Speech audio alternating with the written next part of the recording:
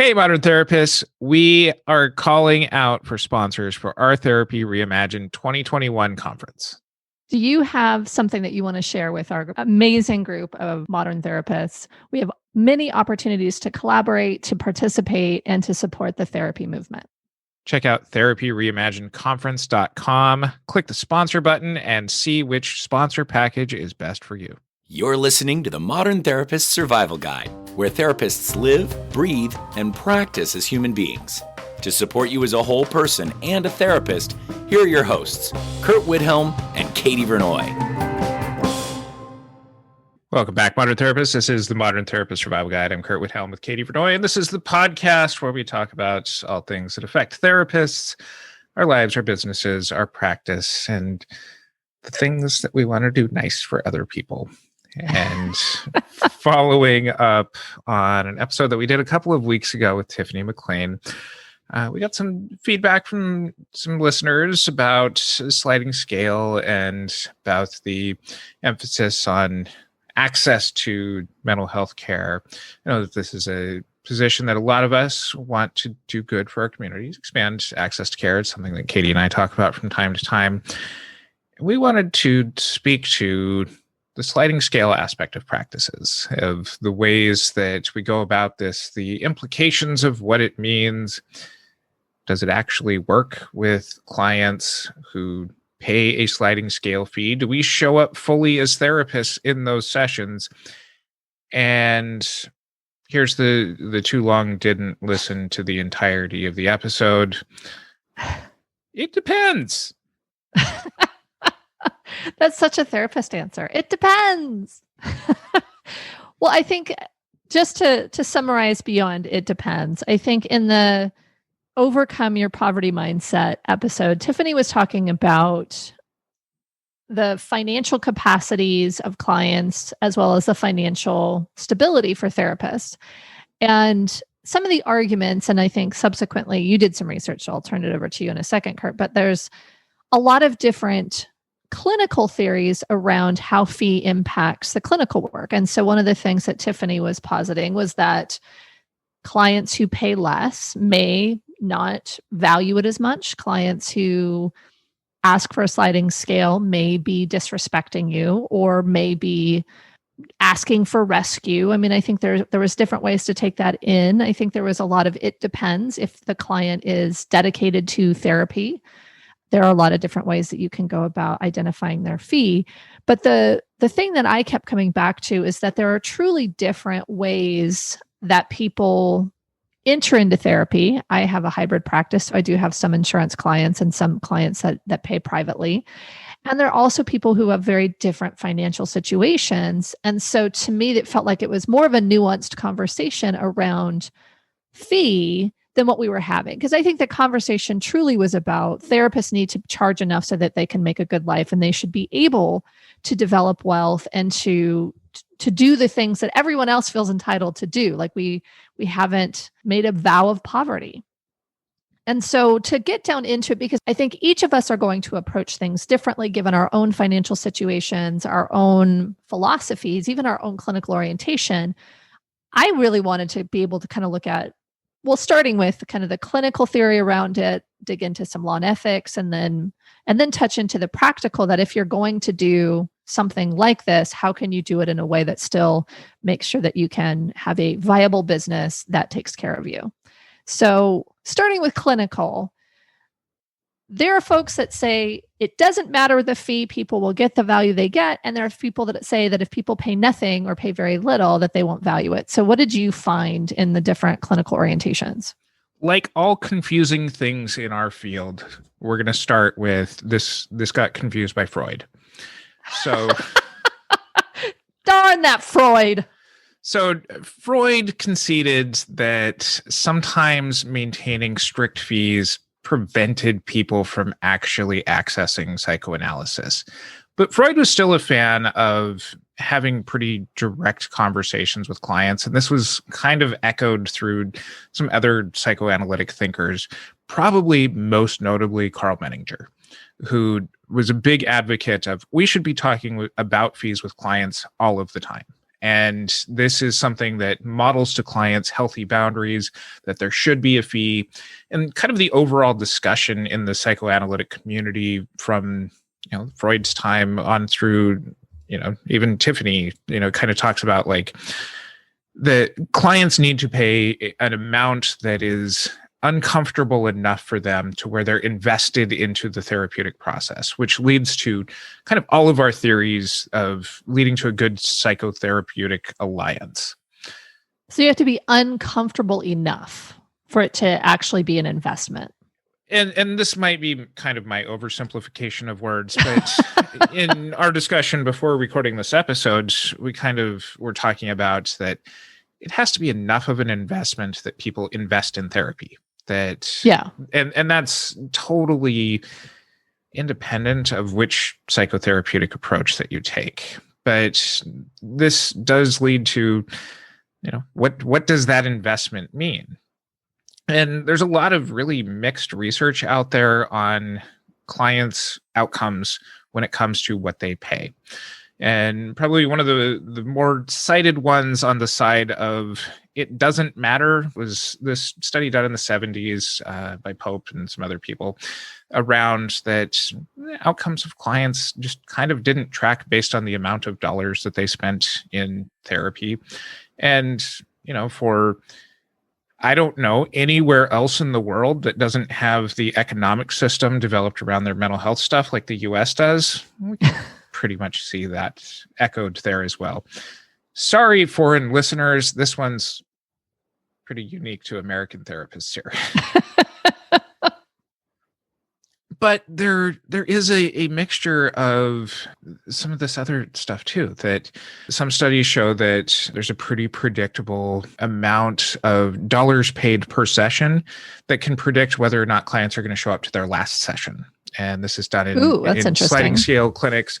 The research on client outcomes is really all over the board and seems to have stopped in the early 90s. Like all of the meta-analysis reviews that I was kind of looking at this stuff this seemed to be a pretty big popular question in the 70s and early 80s that kind of started dying out, hasn't been looked at a whole lot.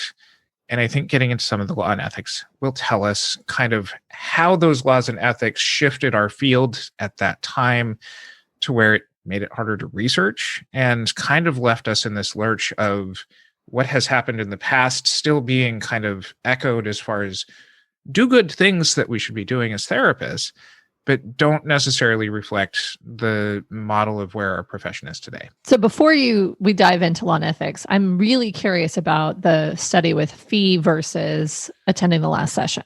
So I don't have the study right in front of me, but we'll put it in the show notes, and Katie will, draw a big arrow in the show notes to this one in particular. I'm not drawing an arrow. I'm just going to put the link in there.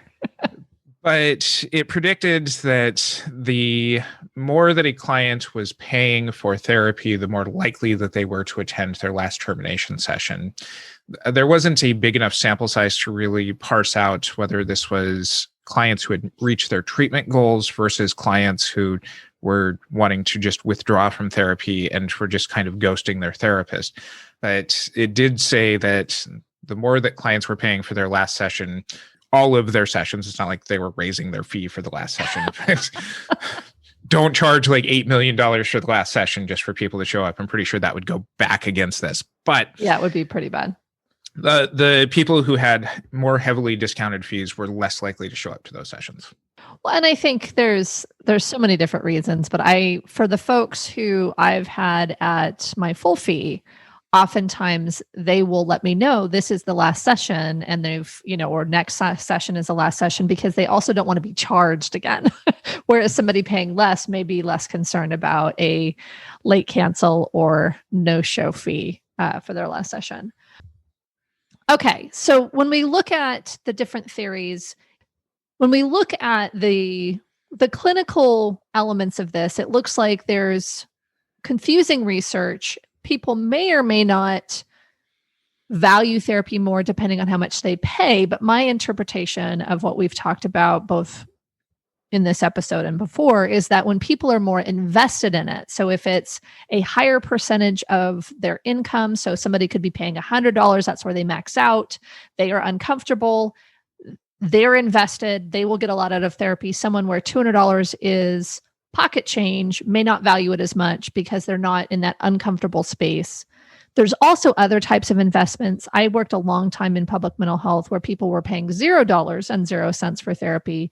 And there were folks who invested a lot in attending sessions regularly, and they invested in finding childcare and paying for public transportation or making sure they got the funding for public transportation. And so they were also very invested, whereas there were folks who were less invested and got less out of it. So level of investment, not actual dollars, clinically it's been shown potentially that's more indicative of clinical outcomes than final dollars.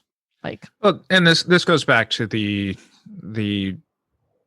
question of how many therapy clients does it take to change a light bulb? Just one, but they really have to want to change the light bulb.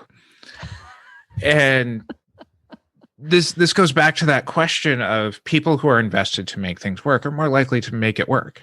Yes, and yes, absolutely. One of the indirect ways that I think our profession has flipped this backwards, and we'll get to kind of a practical way of flipping this back to being forwards, but one of the ways that we have flipped this backwards is by creating this uncomfortability with clients. Like, it's the shorthand way of like, how much would you need to pay for this, either directly to me or overall in your life, to make this worthwhile for you changing?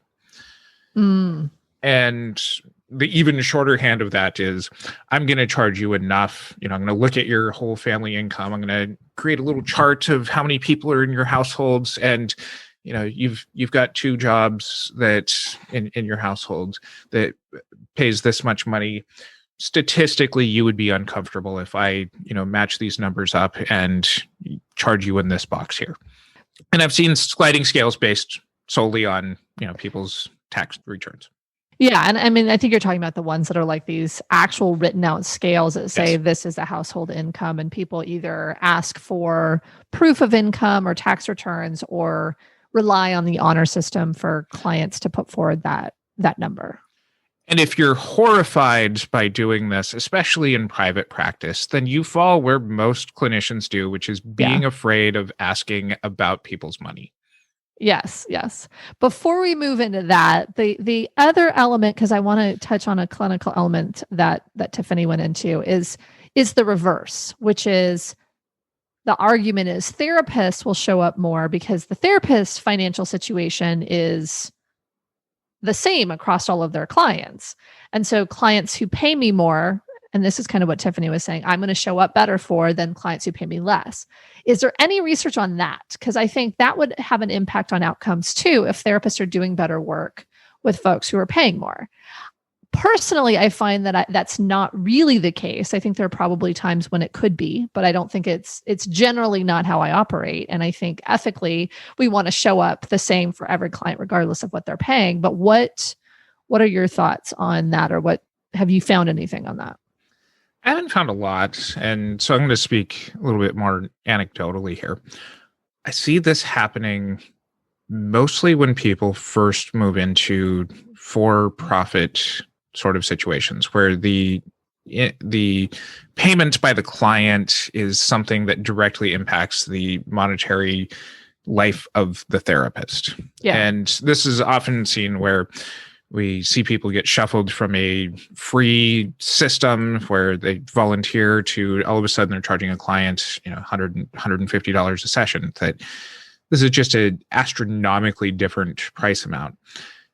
I also see this when people tend to have smaller practices where people have more of their percentage of practice being tied up in a smaller amount of these clients. That if you have a larger caseload, the fees tend to average out. And anecdotally, what I've seen not only in my practice, but also across a number of other people's practice where we've talked about this particular issue, is that later career clinicians tend to kind of average out in their output unless they feel that they're more invested in clients' outcomes and they're doing more work. This is where that adage of don't work harder than your clients comes in. Yeah.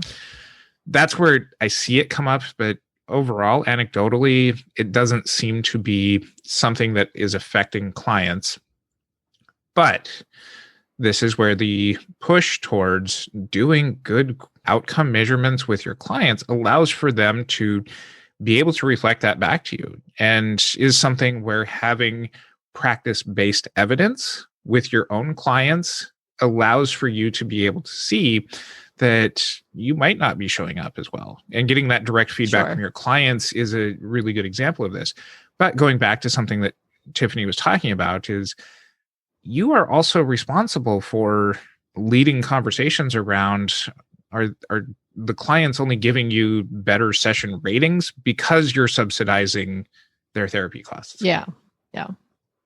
I think it's there's so much that goes into it, and it is such a complex area.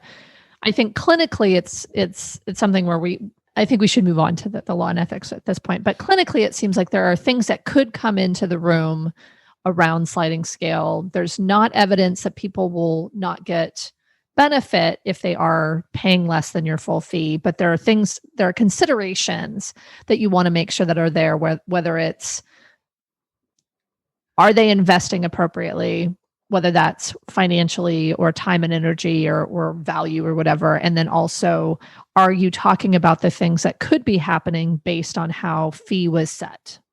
So there's a lot of, I'm going to call it mythology because I was trying to look into it, and I'm not the law and ethics expert like you are, but there's a lot of mythology around what you have to do or what might be best to do, as well as people that are just kind of free floating in this sliding scale arena.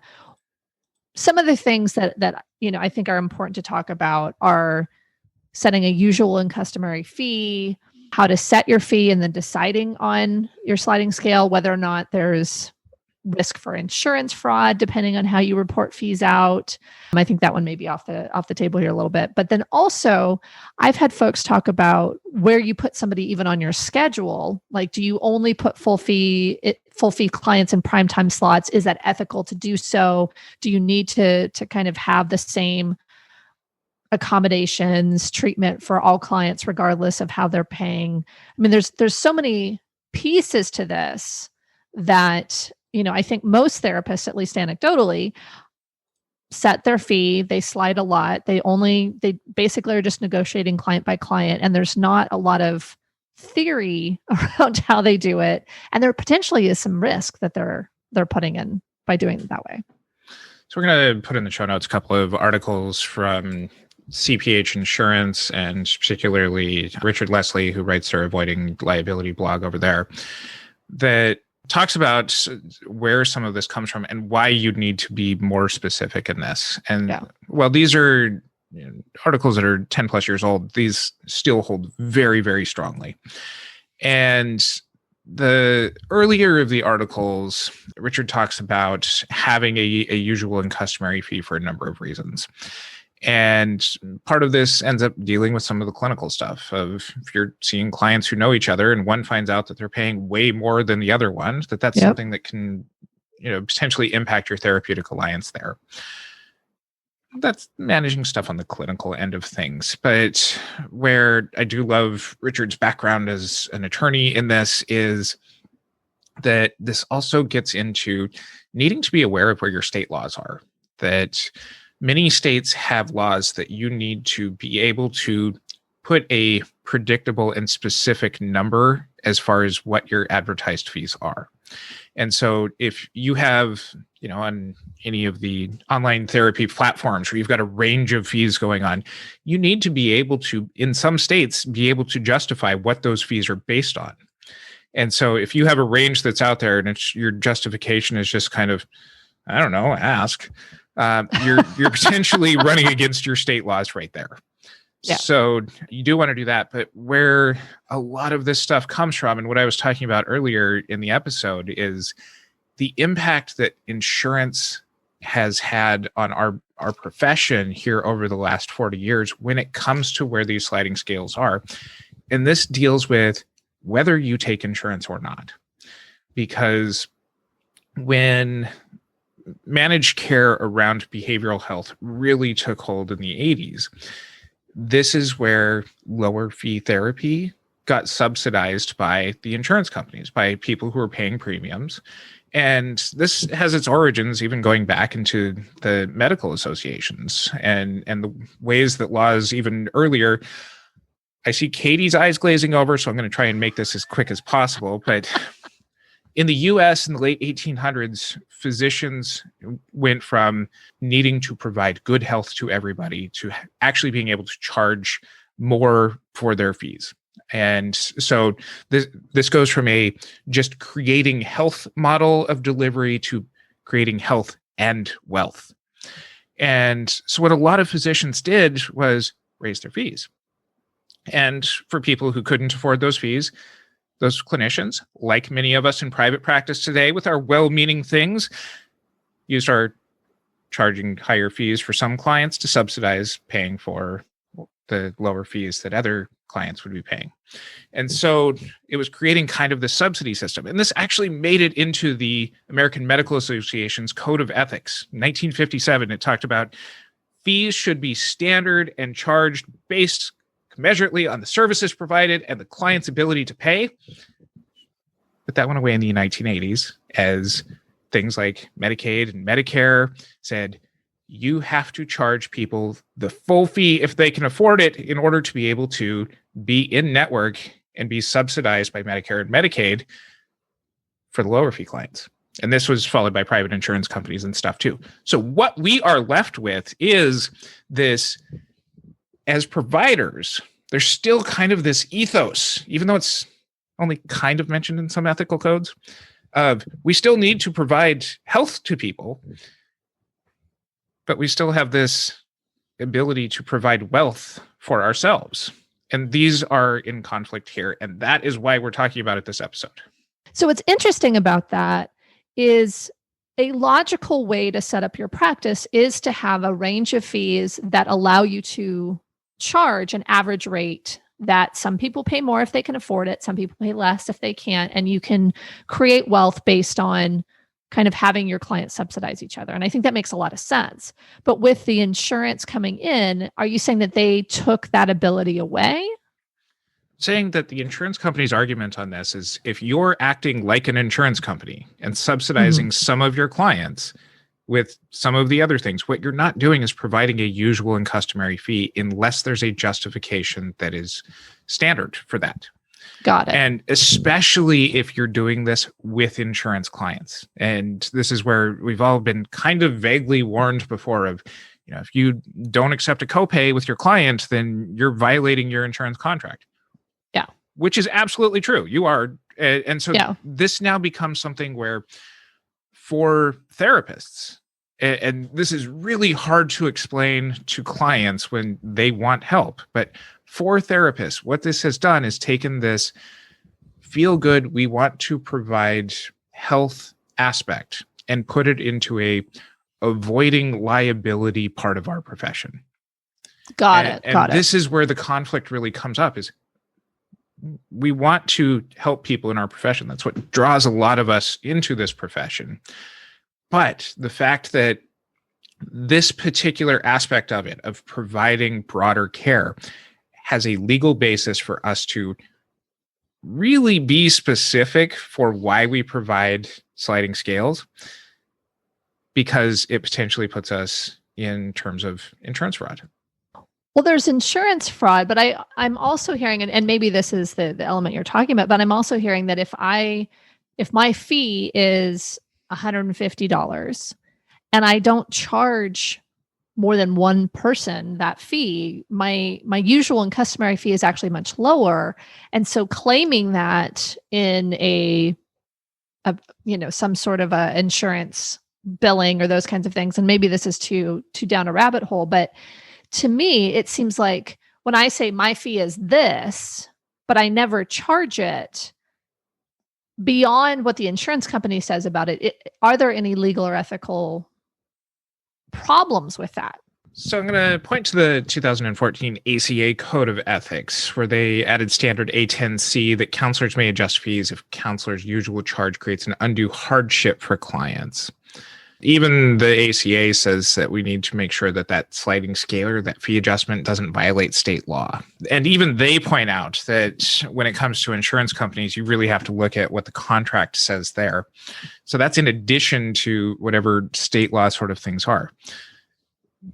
When it comes to sliding scale stuff like this, when it comes to an ethical question, a lot of the professional organizations are going to largely bypass this answer because then it gets into a whole antitrust thing of telling people how to run their businesses. And so when it comes to hard, specific ethics, I don't think that we're going to see anything like this, but this falls into the softer, unspoken ethics, which are a lot harder, virtue ethics sort of things that nobody's going to get, the ethical police coming after them for, like you're doing your sliding scale wrong. But a lot of these softer ethics are still going to be very much in that same spirit of helping you to avoid the legal liabilities that would come along with this. And so if you are doing anything, and this may even include things like, super bills and insurance rates and this kind of stuff, that you still have the responsibility to accurately bill. Your usual customary fee, like you're talking about, which, here in the next section of this, we're going to talk about practicalities of how to do this, but your super bills need to reflect what you actually charge those clients. That probably also needs a number of practical things as far as what that service actually entails. If you're including letter writing in part of your session fees and that kind of stuff, that's going to be something where your time investment goes into that. And that might be where, some of your resentment ends up coming in towards clients. If you're doing a lot of in-between session work that gets unbilled. Yeah. But this comes down to accurately reflecting what you're doing and having a good justification for it. The ethics behind that is to help you follow the laws. So I want to talk about what those laws are, but first I'm just thinking about the soft, kind of the moralistic ethics, which is if you have a fee, you should charge it or have good reasons why you've done a sliding scale. I think there's also all the other pieces around what time you schedule clients who are paying less money, how long the sessions are, how you show up. I mean, to me, there's something around like, I should, so this is, I feel like the kind of the morals and values ethics. I should treat all of my clients the same, and I should be able to do X, Y, and Z. Like I should be equal and have equal access and all of those things. And I think I do that myself, and I definitely value that. But there's also this other element of I'm a business person, and so I need to reserve prime spots for people who can pay my full fee, because otherwise they won't book with me and they won't be able to, I won't be able to do those things. I should be able to identify how I show up for each of my clients and what services they qualify for based on what they're paying and those kinds of things. And so there's the business element of it's my business, I can charge people what I want. And then there's the ethics element of I should be equitably showing up for my clients regardless of what they pay or how they cover their services. Hey, good therapy is good therapy and bad therapy is bad therapy. And sure.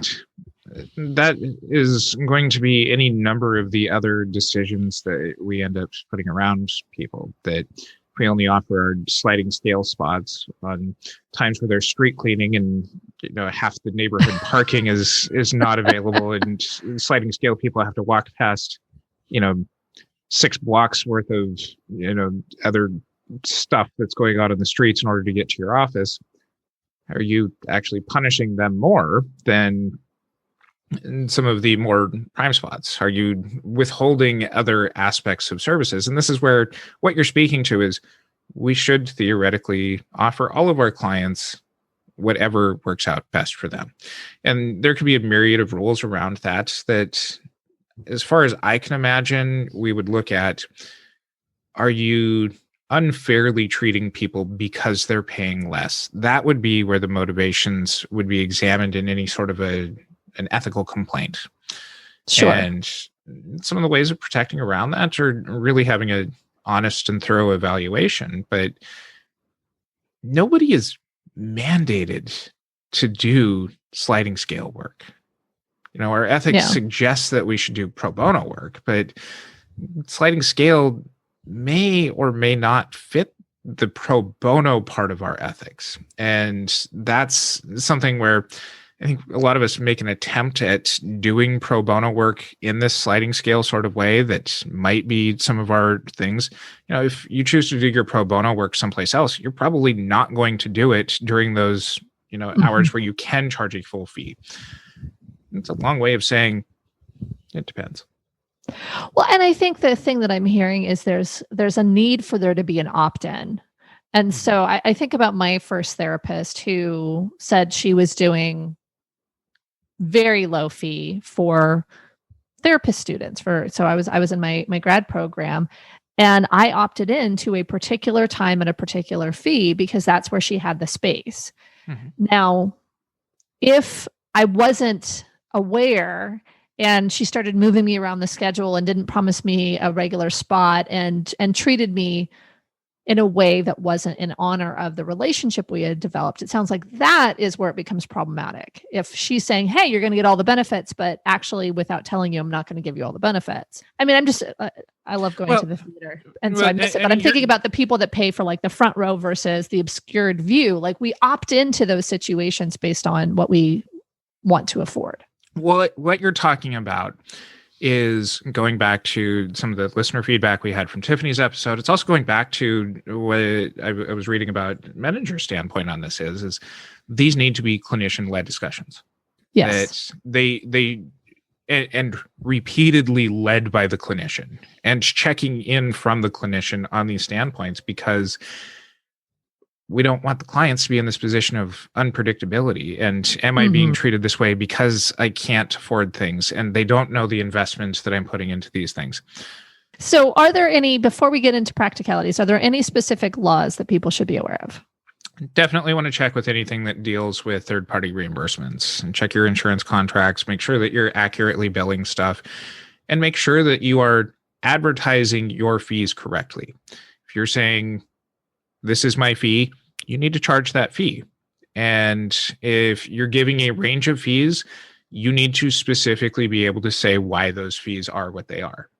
And an example of this is, we'll see on some of these, therapist platforms, like directories, fees range from $130 to $200 per session. Well, you need to have probably a written basis for why somebody would pay $130 and why somebody would pay $200.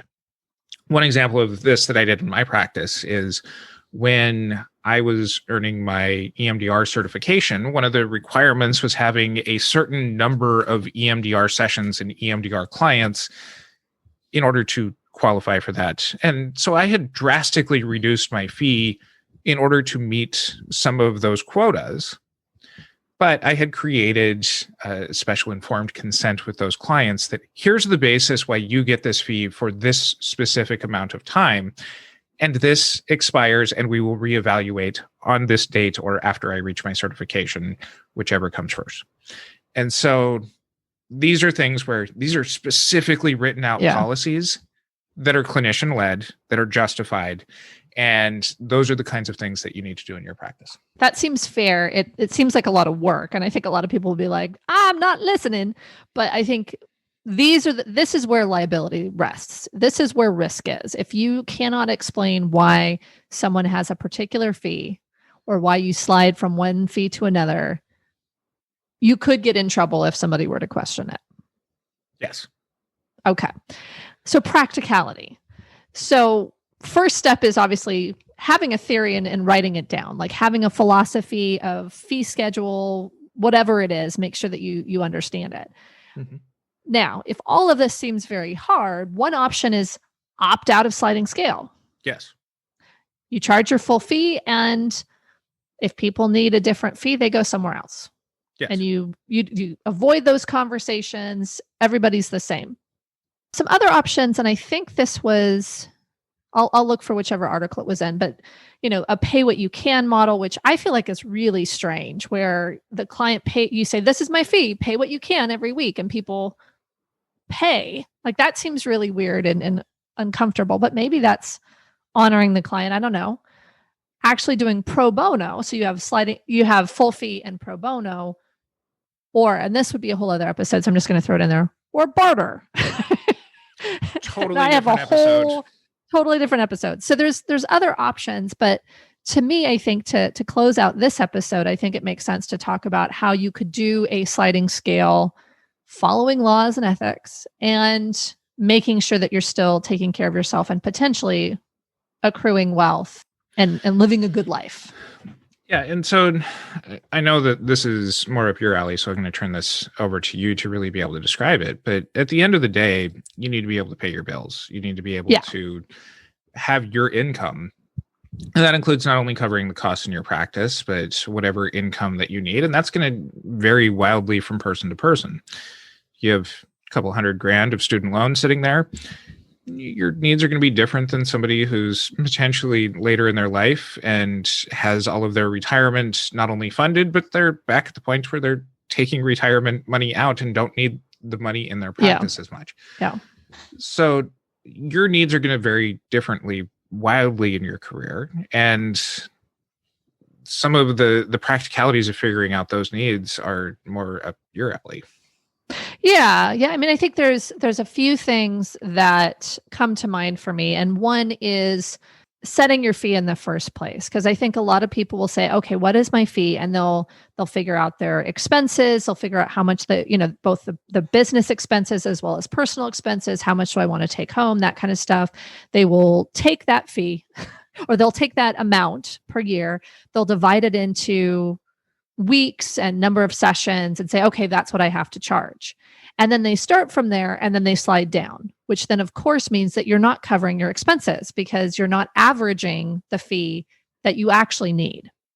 And so this gets into math, which I know a lot of therapists don't like. I actually like math, so I always hate that stereotype, but it's identifying if you need to earn about 150 a session for the needs that you have to figure out how many sessions you're actually having per week, how many are actually being attended, as well as how many weeks you want to work. I mean, there's so many things. And so when you actually get down to what you need to average per session, then it goes into how many slots can you have. Now, if you're not sliding, everybody's 150, math is done. Mm-hmm. If you're going to slide, you have to have clients over 150 in order to average that. And so your full fee might be 180 or 200, and you slide between 200 and 100, and you have a very specific thing. So that covers your costs and it makes sure that you're doing what you need to do. But you have to pay attention to the averages, because if everyone's at 100, again, you're not meeting your costs and you're not charging your fee. So to me, that kind of speaks to how you're describing the way doctors did initially with the health and wealth model.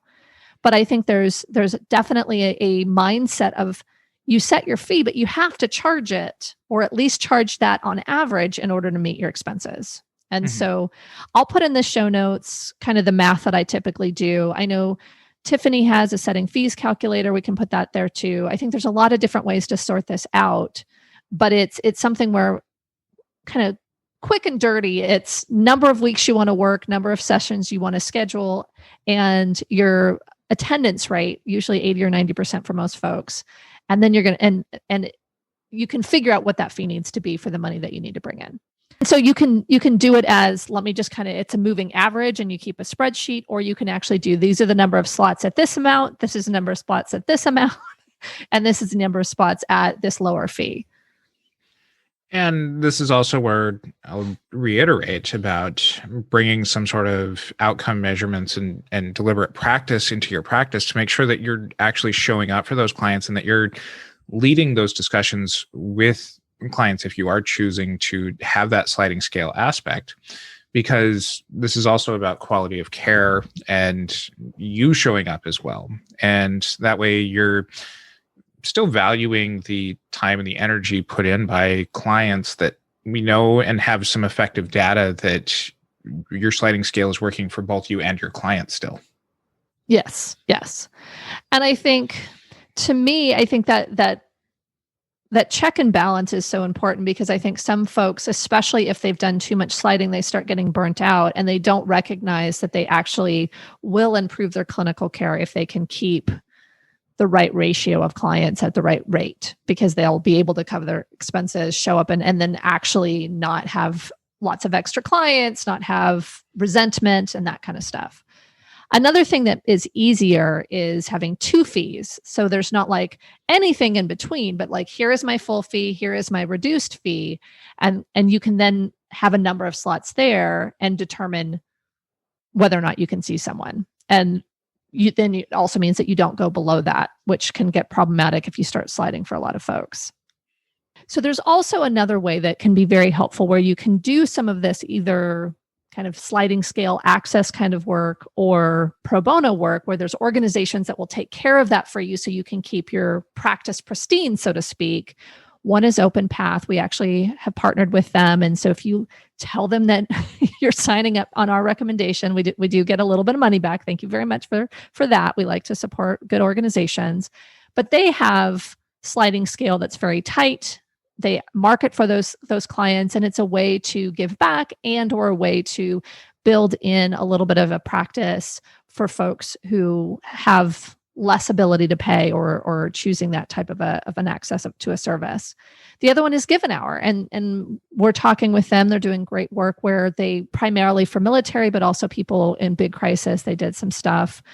They've been doing stuff for medical workers during COVID crisis, and they've also been doing stuff with families at the border, with border separations, as well as with the Route 91 shooting and those types of things. And so that is completely pro bono, but it means that you get a client. You don't have to do that work to set up your own pro bono slots in your own practice, which then becomes more complicated. So those are the practical things I'm thinking of. I don't know if you have other thoughts on your. I just want to say with OpenPath and with Give an Hour that philosophically, Katie and I have made a very big push for individuals to charge what they're worth, for clinicians across the board to, despite their settings, to be able to maximize their income and really take care of the clinician work on this. And for us to be partnering with organizations like these, where it is volunteering your time, or it is deliberately accepting a sliding scale part of your practice, the reason that we choose these and how it fits within our overall philosophy is these are opt-ins. These are things that you can individually choose to do. It can be a part of how you meet some of your ethical needs. It's not a mandate. It is not something where the industry is forcing you to work in one of these positions in order to check off a box in order to fulfill the next requirement. And so we see these organizations as very much holding our ideals of expanding access to a lot of clients. And if you're making all of the decision points that we talked about in this episode and following all of your laws and ethics, I think that these are really good opportunities to match up with them. So if you'd like to learn more about OpenPath, like I mentioned, we are an affiliate partner with them. So if you mention that you found out about them from us, we will get a little bit of money in our pockets, which helps us with our ability to continue doing these types of activities for all of you. We do have a special interview with Caitlin Irwin, one of the folks over at OpenPath, to talk more about how they provide these services and how you can get best benefit with them and providing sliding scale. So you can find our show notes over at mtsgpodcast.com. And until next time, I'm Curt Whithelm with Katie Vernoy. Thank you for listening to the Modern Therapist Survival Guide. Learn more about who we are and what we do at mtsgpodcast.com. You can also join us on Facebook and Twitter. And please don't forget to subscribe so you don't miss any of our episodes.